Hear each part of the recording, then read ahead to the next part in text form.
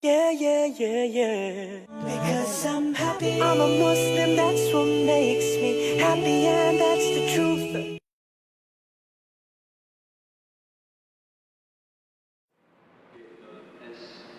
Realize Malaysia is a multiracial and multi-religious country. So if the Hudud law were to be implemented, how should we do it? The brother asked a question that Malaysia is a multiracial country. If hudud law has to be applied, how should it be applied? Brother, I don't know the constitution of Malaysia. I'm just a traveler. What Islam says, I can tell you. Malaysia, I'm not the right person to have asked. Quran says, Fas'alu ahli zikri in kuntum la ta'lamun. Ask the person who is expert. I'm not expert in Malaysian law. I have not studied the constitution of Malaysia. So I will not know what does Malaysia say. I can say what does Quran say. Quran has given capital punishment for certain crimes.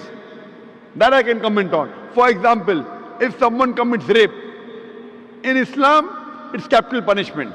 People may say, oh, capital punishment in this age of science and technology, Islam is a barbaric religion, merciless religion. I normally say, and I've asked this question to many non-Muslims, thousands of them. If God forbid, someone rapes your mother, and if the rapist is brought in front of you, and if you are made the judge, what punishment will you give that rapist? Brother, God forbid somebody rapes your mother, and if the rapist is brought in front of you, what punishment will you give him? Brother? Capital punishment. Capital punishment, correct. So when I asked this question to non-Muslims, 100% gave the same reply. So when someone rapes your mother, you want to give capital punishment. When somebody rapes somebody else's mother, you say capital punishment is wrong. So in Islam, for certain crimes which involve fasad, corruption in the world, in this life, there is capital punishment. And I'm asking you the question, that before capital punishment, there's a rule called hijab in Islam, that the woman should be properly dressed up in hijab. The man, when he looks at a woman, he should lower his gaze. Surah Nur, chapter number 24, verse number 30 and 31. So in Islam, the woman should be dressed up modestly with hijab, and a man should lower his gaze. After that, if anyone rapes, capital punishment. I'm asking you the question today, you know America. People look up to America as the most advanced country in the world. Do you know the maximum rapes in any country in the world? It is USA, America. According to statistics of 1990 FBI report, every day on an average 1,756 rapes took place. According to statistics of 1996, US Department of Justice, every day 2,713 cases of rape took place. That means every 32 seconds, one rape is taking place.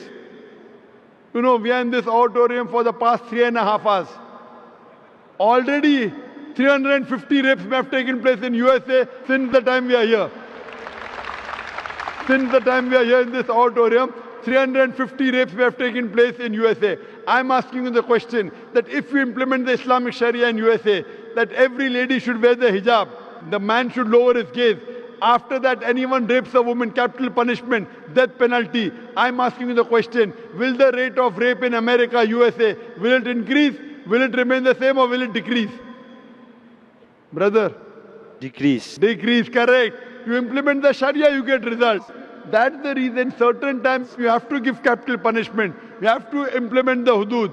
And if you implement in any country in the world, believe me, the crime will come down.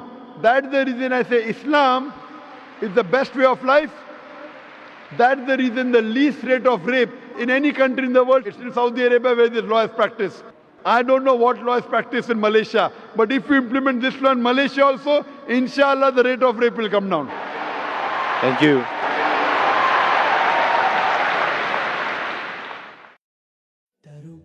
Let me tell you about my happiness. I get my happiness from Islam. It makes me kind and a better human.